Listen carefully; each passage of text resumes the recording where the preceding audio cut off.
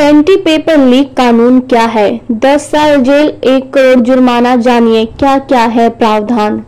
Paper leak को लेकर सवालों के घेरे में दिख रही मोदी सरकार एक्शन में आ गई है। शिक्षण संस्थानों में प्रवेश और नौकरियों में भर्ती के लिए होने वाली सभी प्रतियोगी परीक्षाओं में गड़बड़ियों को लेकर केंद्र सरकार ने देर रात पेपर लीक के खिलाफ नया कानून लागू कर दिया है।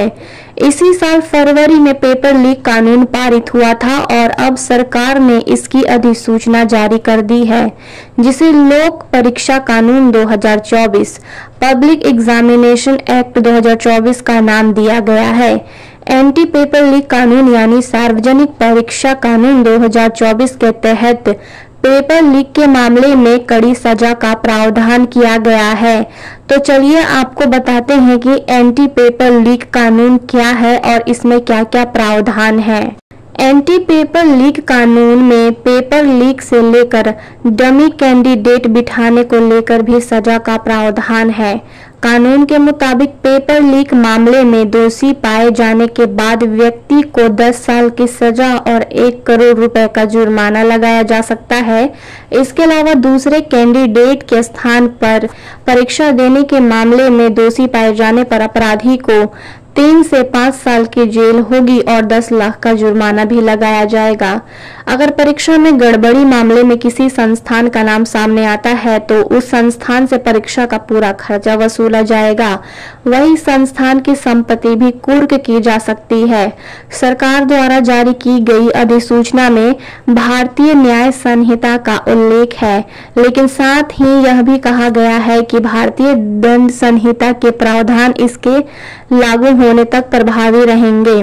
संहिता और अन्य आपराधिक कानून 1 जुलाई को लागू होने वाले हैं। क्या परीक्षार्थियों पर भी होगी इस कानून से कार्रवाई? प्रतियोगी परीक्षाओं में शामिल स्टूडेंट या कैंडिडेट को इस कानून के दायरे में शामिल नहीं किया गया है और उन पर कोई कार्रवाई का प्रावधान नहीं है। बता दें कि संसद में बिल पेश करते हुए केंद्रीय मंत्री जितेंद्र सिंह ने भी इसकी जानकारी दी थी। तब उन्होंने कहा था कि एंटी पेपर लीक कानून का मकसद सभी सार्वजनिक परीक्षाओं में पारदर्शिता लाना और धांधली करके युवाओं के भविष्य के खिलवाड़ करने वाले को रोकना है। इसलिए स्टूडेंट या कैंडिडेट को इस कानून के दायरे से बाहर रखा गया है। कानून के दायरे में कौन कौन सी परीक्षाएं? एंटी पेपर लीक कानून के दायरे में सभी प्रतियोगी परीक्षाएं शामिल हैं जिनका आयोजन सार्वजनिक परीक्षा निकाय करते हैं। इसके अलावा केंद्र सरकार से मान्यता प्राप्त संस्थानों द्वारा आयोजित की जाने वाली परीक्षाएं भी इसमें शामिल हैं। कानून के दायरे में राष्ट्रीय परीक्षण एजेंसी एनटीए द्वारा आयोजित की जाने वाली सभी कंप्यूटर आधारित परीक्षाओं के अलावा यूपीएससी, एसएससी, रेलवे भर्ती, बैंकिंग भर्ती जैसी अन्य प्रतियोगी परीक्षाएं शामिल हैं। उच्च स्तरीय राष्ट्रीय तकनीकी समिति बनेगी। प्रतियोगी परीक्षाओं में हो रही धांधली को रोकने और एंटी पेपर लीक कानून अधिक प्रभावी बनाने के लिए एक उच्च स्तरीय राष्ट्रीय तकनीकी समिति बनाने की सिफारिश की गई है ताकि कंप्यूटर आधारित परीक्षाएं अधिक सुरक्षित बनाई जा सके। परीक्षाओं के दौरान इलेक्ट्रॉनिक सर्विलांस और full proof IT security system का उपयोग किए जाने का भी प्रावधान किया जा सकता है। फरवरी में कानून लेकर आई थी मोदी सरकार। Net, UGC, UPSC, SSC, railway भर्ती, बैंकिंग जैसे परीक्षाओं में हो रही गड़बड़ियों के खिलाफ कड़ी कार्रवाई करने के लिए मोदी सरकार फरवरी में ये कानून लाई थी, जिसे सार्वजनिक परीक्षा कानून 2024 नाम दिया गया है। अब सरकार ने राष्ट्रीय पात्रता सह प्रवेश परीक्षा यानी नीट में सामने आ रही गड़बड़ी के बीच इस कानून को लागू कर दिया है। इस कानून का मकसद सभी सार्वजनिक परीक्षाओं में पारदर्शिता लाना और प्रतिस्पर्धा कर रहे युवाओं को गड़बड़ी नहीं होने के लिए आश्वस्त करना है। काउंसलिंग पर रोक से सुप्रीम कोर्ट का इनकार।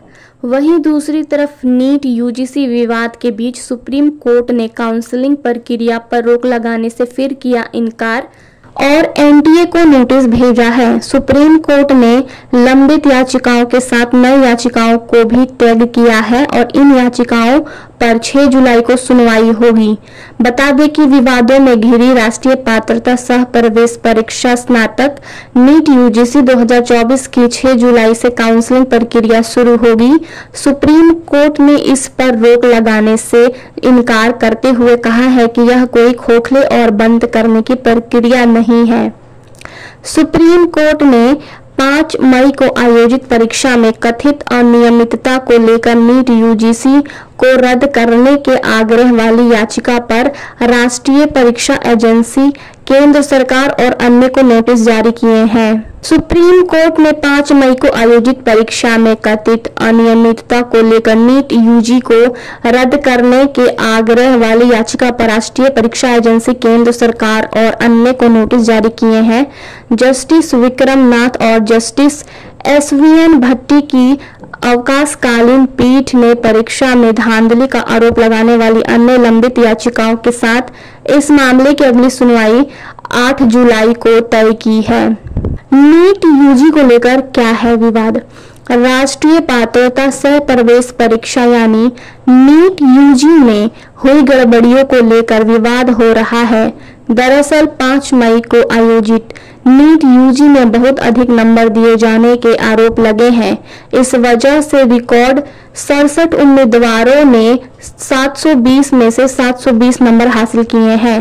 छात्रों का आरोप है कि परीक्षा परिणामों में बेतरतीब ढंग से नंबर हटाए व बढ़ाए गए हैं, जिससे रैंकिंग प्रभावित हुई है। इसके अलावा 6 एग्जाम सेंटर्स पर परीक्षा में देरी के कारण समय की बर्बादी की भरपाई के लिए 1500 से अधिक छात्रों को दिए गए ग्रेस मार्क भी विवाद और जांच के दायरे में है। इसके साथ ही कथित रूप से पेपर लीक होने की बात भी सामने आ रही है, जिसको लेकर देश भर में विरोध प्रदर्शन चल रहे हैं। इसके बीच केंद्रीय शिक्षा मंत्री धर्मेंद्र प्रधान ने माना कि परीक्षा में गड़बड़ी हुई है।